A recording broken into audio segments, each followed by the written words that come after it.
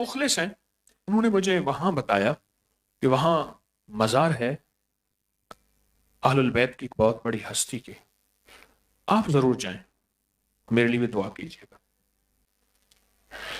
मैं वहां गया, जनाजे थे, जनाजे भी पढ़े, उनके फिर फजाइल मैंने आपको पिछले साल बयान किए थे और वो हमने अमल भी किया था।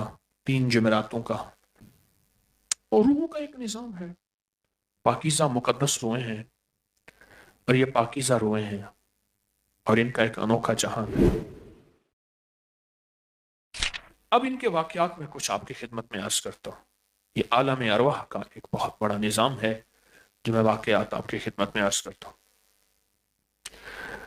नवाब सैयद मोहम्मद सिद्दीक हसन भोपाली रहमतुल्लाह अलैह, ये वो हैं तकरीबन 250-300 किताबों के मुसन्निफ हैं, बहुत बड़ी हस्ती थे, भोपाल के नवाब थे। फरमाया कि एक मरतबा अबू अबू एक बुजुर्ग हैं मुवाहिब शाजली, तो कहते हैं कि एक मरतबा मुझे परेशानी थी, कोई मसाइल थे मेरे साथ, मुश्किलात थी, तो मैं परेशान था। तो ख्वाब में मुझे सरवर कौनैन सल्लल्लाहु तआला अलैहि वसल्लम की ज़ियारत हुई। फरमाया जब तुझे कोई मुश्किल पेश आए तो सैयदा नफीसा तहरा की नजर मान लिया कर, अगरचे एक पैसा ही क्यों ना हो, तेरी मुश्किल हल हो जाएगी।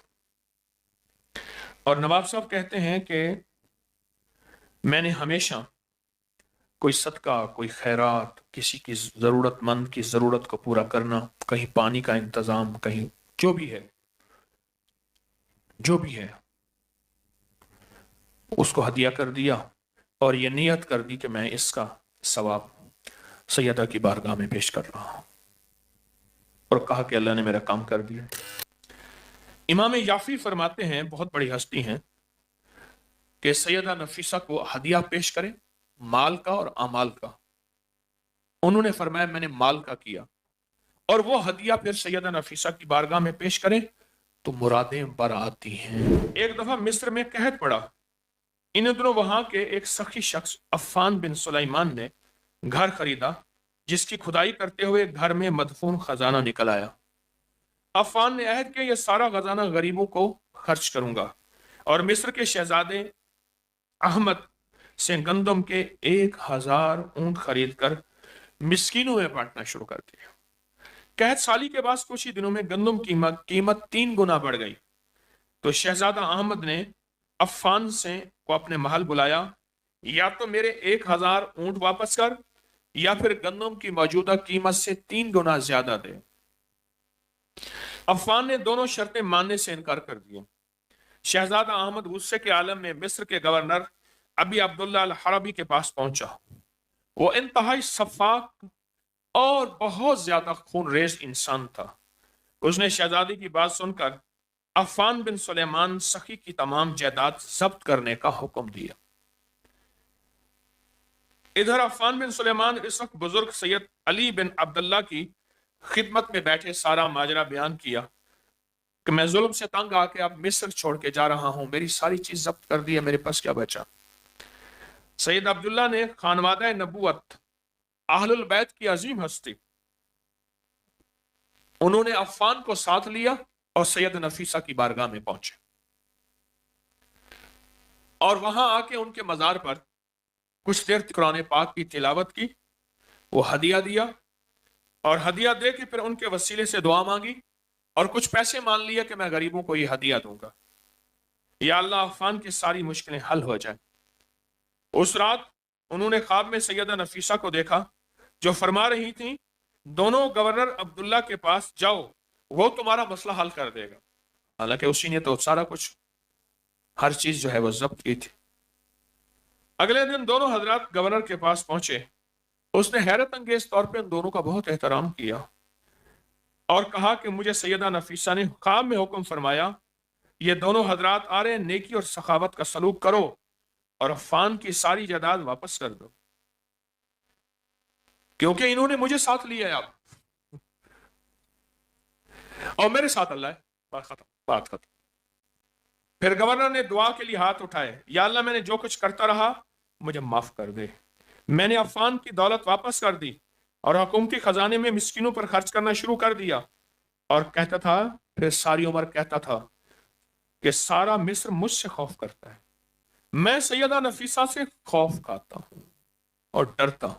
فرمایا کوئی اگر یہ شخص کوئی نظر مانے کہ یا اللہ تو میرے مریض کو شفا دے دے، میں سیدہ نفیسہ کے دربار میں رہنے والے فقیروں کو کھانا کھلاؤں گا، یا ان کی مسجد کے لیے چٹائی خریدوں گا، یہاں خدمت کرنے والے فقراء کو دوں گا، کوئی نظر کوئی درہم دوں گا، اور اگر اس کا کام جائز ہے، ایسے تمام کام جن میں فقراء کا فائدہ ہو اس نے نظر مانی ہے، تو فرمایا کوئی اختلاف نہیں، پورا ہو کے رہے گا۔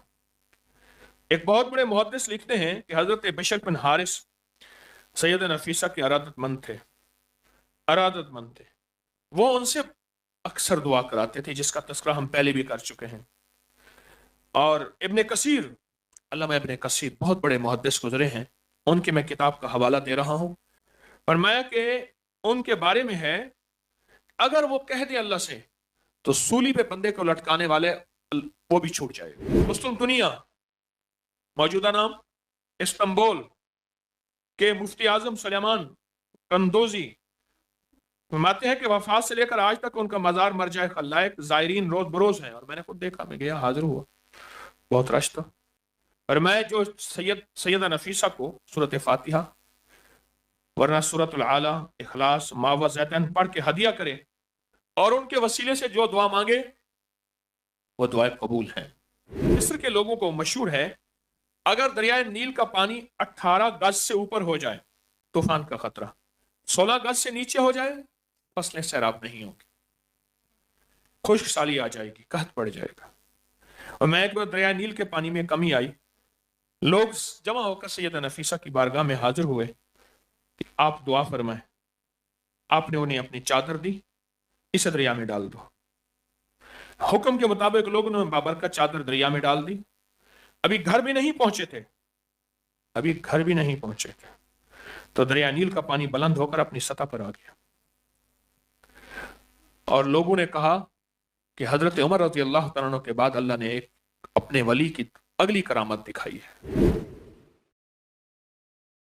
کہ آپ ایک پیسے کی نیت کر لیں، آپ کے پاس کوئی ایک پیسہ نہیں، آپ ایک پیسے کی نیت کر لیں کہ میں کسی کی مدد کروں گا، یا کوئی چیز پکا کے کسی کو ہدیہ کر کے، یہ پیسہ کا ہدیہ یا یہ کھایا اہل البیت کی اس ہستی سیدہ نفیسہ طاہرہ کو ہدیہ کر دوں گا۔